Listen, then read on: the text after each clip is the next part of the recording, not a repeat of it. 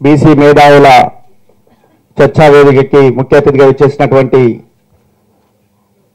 ఒక 40 సంవత్సరాలుగా బీసీల కోసం నిరంతరం పోరాడుతున్నటువంటి బీసీ సంఘం జాతీయ అధ్యక్షులు రాజ్యసభ సభ్యులు ఆర్ కృష్ణన్న గారికి, అదేవిధంగా ఒట్టజానన్న గారికి, సూర్యారావు గారికి, మరి బీసీ కుటుంబ సభ్యులందరూ కూడా మరి ఉదయపూర్వక నమస్కారాలు తెలియజేస్తున్నా. మరి నేనందరూ కూడా పరిచయం చేసుకోవాల్సిన అవసరం ఉంది. నా పేరు పిల్లి రామరాజు యాదవ్. నల్గొండ మన 2023 ఎన్నికల్లో ఇండిపెండెంట్గా పోటీ చేసి 27,095 ఓట్లు సాధించినని చెప్పేసి గర్వంగా చెప్తున్నా. నేను కోమటిరెడ్డి వెంకటరెడ్డి, కంచర్ల భూపాల్ రెడ్డి ఇద్దరు వ్యక్తుల మీద మరి గెలిచే పరిస్థితి కూడా ఉండే. మరి నిజంగా ఇప్పుడు జరుగుతున్న పరిస్థితులు మరి బీసీలది ఇప్పుడు మనం ముఖ్యంగా అర్జెంటుగా చేయాల్సిన కార్యాచరణ సర్పంచులు, జెడ్పీటీసీలు, ఎంపీపీలు, కౌన్సిలర్లు, మున్సిపాలిటీ ఇవన్నీ కూడా స్థానిక సంస్థల ఎన్నికలు మరి ఏ క్షణమైనా జరిగే పరిస్థితి ఉన్నది. కానీ ఏదైతే కులగణన జరిగిన పద్ధతి కానీ మరి ఈరోజు అసెంబ్లీలో జరిగినటువంటి చర్చ విషయంలో కానీ ప్రతి గ్రామంలో ప్రతి బీసీ గ్రామ స్థాయిలో నేను గ్రౌండ్లో నిత్యం పొద్దున్న లేస్తే గ్రామాలు తిరుగుతుంటాను. మరి గ్రామాలలో ఎన్నో ఆశలతో ఉన్నారు. వెంటనే మరి మనం చూస్తూ ఉన్నాము, రోజు వాట్సాప్లలో ఈసీ ఎలక్షన్ కమిషన్ 10వ తారీఖు అని చెప్పేసి మరి 15వ తారీఖు అని చెప్పేసి వస్తున్నాయి. ఏ క్షణమైన ఎన్నికలు వచ్చే పరిస్థితి ఉంది కాబట్టి వెంటనే నాకున్నటువంటి ఆలోచన బీసీ కార్యాచరణ ప్రతి జిల్లా కేంద్రంలో నిరసన కార్యక్రమాలు వారం రోజుల పాటు అన్ని కుల సంఘాలతో కలుపుకొని ఈ రాష్ట్ర ప్రభుత్వం మీద పోరాడాల్సిన అవసరం ఉందని చెప్పేసి నేను తెలియజేస్తున్నా. ఎందుకంటే ఈ సమయం దాటిపోతే ఎలక్షన్ కోడ్ వచ్చిందంటే ఎలక్షన్ ఎవరు ఆపలేరు. మనం ఉద్యమం చేసినా కూడా ఫలితం ఉండదు. మనం ఎన్ని మీటింగ్లు విధంగా చర్చా వేదికలు పెట్టినా కూడా ఉండదు.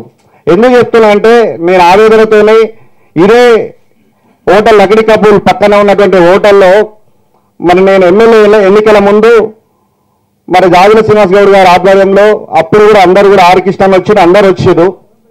మరి వివిధ పార్టీలకు అల్టిమేటం జారీ చేసి ఎమ్మెల్యే సీట్లు ఆనాడు తెలంగాణ ప్రభుత్వం కేసీఆర్ ప్రభుత్వం సిట్టింగ్లకు సీట్లు ఇస్తుంటే ఈ తెలంగాణ అసెంబ్లీలో 23 మంది బీసీలు ఉన్నారు.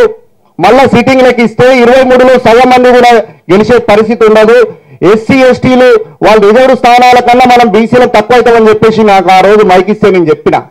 దాని మీద అప్పటికే ఎలక్షన్ నోటిఫికేషన్ రావడం జరిగింది. మరి ఈరోజు మనం ఇదే అసెంబ్లీలో 19 మాత్రమే ఉన్నాం. చట్టసభల్లో మనం ఈరోజు మీకు ఒక విషయం చెప్తున్నా. గ్రామాలలో నల్గొండ జిల్లా విషయానికి వచ్చినప్పుడు సర్పంచులు మొన్న ప్రింట్ మీడియా రిలీజ్ చేసింది. జనరల్ స్థానాలలో కూడా బీసీలు గెలుస్తారు. గ్రామాలలో ఎవరు కూడా రెడ్డిలు కానీ అగ్రవర్ణాలు ఎవరు పోటీ చేయడానికి ముందుకు వస్తలేరు. ఎందుకు 20-30 లక్షలు ఖర్చు పెట్టుకొని సర్పంచ్ చేసి ప్రజలకు సేవ చేయాల్సిన అవసరం ఏందనే ఆలోచనలో ఉన్నారు. మీరు కావాలంటే మీరు ఒక మండలాన్ని యూనిటీ తీసుకొని చూడండి.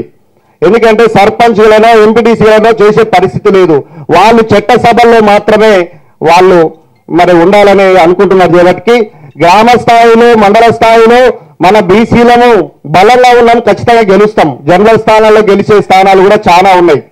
కానీ మరి అర్జెంటుగా మనము ఈ రాష్ట్ర ప్రభుత్వం మీద గొప్పగా ఏదో చేస్తామని చెప్పేసి ఆయన ఢిల్లీ పోయి మరి రాహుల్ గాంధీ చెప్తా ఉన్నాడు. ఇవాళ పార్టీలోనే కాంగ్రెస్ పార్టీలో ఇవాళ మల్లన్న నిజంగా వ్యతిరేకిస్తా ఉన్నాడు. అందుకనే ఇవాళ అన్ని పార్టీలను కలుపుకొని నేను వెంటనే కార్యాచరణ నిరసన మరి వినతి పత్రాలు ఇవ్వడం అయిపోయింది. అదేవిధంగా కలెక్టరేట్ల ముట్టడి అయిపోయింది. ఇలాంటి కార్యక్రమాలు తీసుకుంటే ఈ రాష్ట్ర ప్రభుత్వం దిగొస్తుందని చెప్పేసి మరి నాకున్నటువంటి అభిప్రాయము. అది వెంటనే చేపట్టడం కోసము మనము జిల్లా వారీగా జిల్లా స్థాయిలో ఇదే విధంగా రౌండ్ టేబుల్ సమావేశాల డేట్స్ ఇవ్వండి.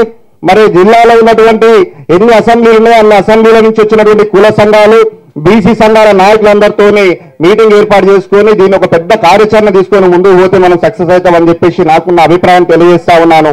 మరి ఈ రోజు నాకు ఈ అవకాశం ఇచ్చినందుకు మరి ధన్యవాదాలు తెలియజేస్తూ సెలవు తీసుకుంటా ఉన్నాను.